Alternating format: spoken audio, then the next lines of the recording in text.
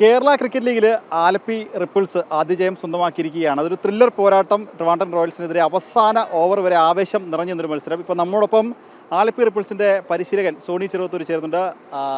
ഒരു ഗംഭീര മത്സരം തന്നെയായിരുന്നല്ലേ? ഇത്തരത്തിലുള്ള ഒരു വിജയം ഈ ടീം അർഹിച്ചിരുന്നു എന്നാണ് എനിക്ക് തോന്നുന്നത്. കാരണം തുടക്കം മുതൽ തന്നെ ഒറ്റക്കെട്ടായിട്ട് ഒരുമിച്ച് നിന്ന് കളിക്കാനായിട്ടൊക്കെ സാധിച്ചിരുന്നു.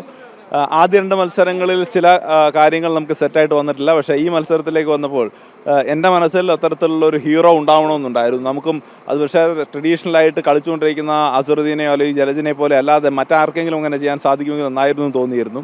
മുഹമ്മദ് കൈഫ് നമ്മുടെ ക്യാമ്പ് തുടങ്ങിയ സമയം മുതൽ തന്നെ ഏറ്റവും നന്നായിട്ട് ബാറ്റ് ചെയ്തുകൊണ്ടിരുന്നതായിരുന്നു. അദ്ദേഹത്തെ നമുക്ക് ആദ്യ ലെവലിൽ നമുക്ക് സിറ്റിൻ ചെയ്യാൻ പറ്റിയിരുന്നില്ല. പക്ഷേ ഇന്ന് ഇമ്പാക്ട് സബായിട്ട് വന്നു. അദ്ദേഹത്തിൻ്റെ ഒരു ഇന്നിങ്സ് അദ്ദേഹത്തിൻ്റെ അധ്വാനത്തിൻ്റെ ആത്മവിശ്വാസത്തിൻ്റെ ഒരു റിസൾട്ടാണെന്ന് തോന്നുന്നു. വലിയ സന്തോഷം. അതായത് കൈഫിൻ്റെ ഒരു പ്രകടനം ഒരു ഘട്ടത്തിൽ കളി കൈവിട്ട് പോയതാണ്. പക്ഷേ ആ കൈഫിൻ്റെ പ്രകടനത്തിലൂടെ തിരിച്ച് പിടിക്കുന്നൊരു സാഹചര്യം ഞാൻ ഈ സീസൺ തുടങ്ങുന്നതിന് തൊട്ട് മുമ്പ് തന്നെ സൂചിപ്പിച്ചിരുന്നു. ഒന്നോ രണ്ടോ എക്സൈറ്റിംഗ് ആയിട്ടുള്ള പ്രതിഭകൾ ഈ ടീമിലുണ്ടെന്ന്. ആദിത്യ ബൈജുവിനെ പോലെയുള്ള ഫാസ്റ്റ് ബോളേഴ്സ്, മുഹമ്മദ് കൈഫ്, അക്ഷയ് ടീക്ക്, ഇവരൊക്കെ തന്നെ ഒരു പക്ഷേ അല്പം കൂടി അണ്ടർ റേറ്റഡ് ആയിട്ടുള്ള താരങ്ങളാണ്. പക്ഷേ അവർക്ക് ഒറ്റയ്ക്ക് ഒരു മത്സരം ജയിപ്പിക്കാൻ സാധിക്കുമെന്ന് അവർ കാണിക്കുന്നുണ്ട്.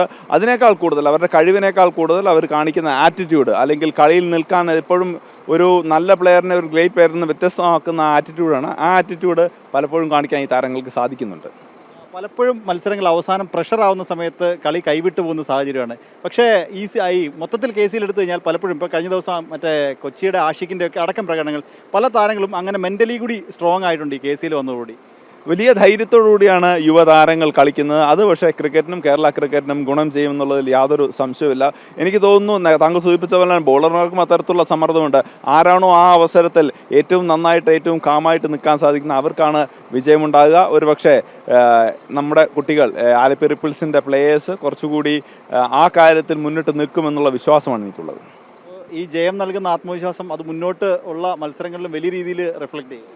പലപ്പോഴും T20 ക്രിക്കറ്റിൽ അല്ലെങ്കിൽ ഫ്രാഞ്ചൈസി ക്രിക്കറ്റുകളിലൊക്കെ തന്നെ മൊമെൻ്റമാണ് ഏറ്റവും നിർണായകമായിട്ടുണ്ടാവുക.